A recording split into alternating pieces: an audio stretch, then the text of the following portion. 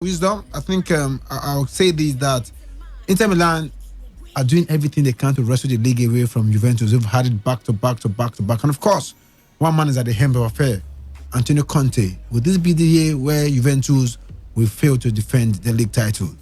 Well, I was on the other side the other time. That was yesterday. I didn't get the chance to even answer this for myself. But I tell you the truth, Inter Milan, they look like they're going to threaten Juventus this season. Juventus as a team are far better than Inter Milan when it comes to quality. Quality of, yes, the individual players in the team.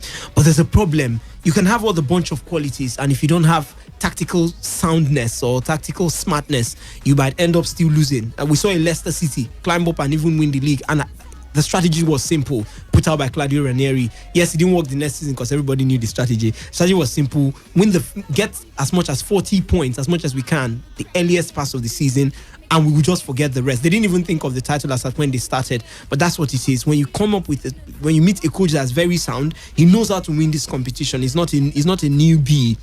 And he has also been in Juventus, talking about Antonio Conte. So I think for me, Inter Milan are what I would want to actually see in the Italian Serie A. For the fans of the Italian Serie A, it's not actually been the same thing over the past few seasons.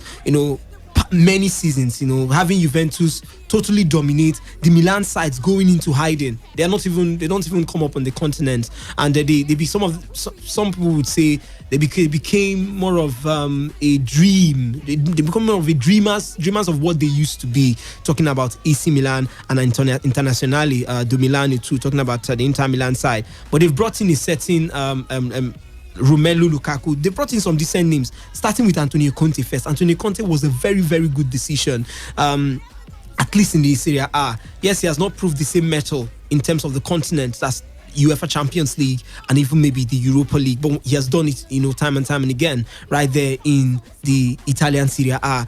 Who's the best person to bring in for this job than him? And they brought in some names to go with it. The likes of Romelu Lukaku were brought in. Let's not forget, before now they've been building up to this process. The likes of Lautaro Martinez have been there. They've brought in some names too in the previous season to actually push this squad forward. And let's not forget, they have some decent players also. Kandreva, the screeners of this world. Yeah. They have some decent names too. Marcelo Brozovic, the players who can also be very good on their own day. So they just needed maybe goalkeeper in Handanovic. I tell you, Diego Godin, veteran, fantastic. Godin is even in defense. Vrsaljko is there as well. Great names. They've been building. They've been trying to push themselves over the past few seasons, and it might just be that it has clicked. A lot of people were asking the questions: why is Alexis Sanchez not starting? They gave him a start yesterday and he scored.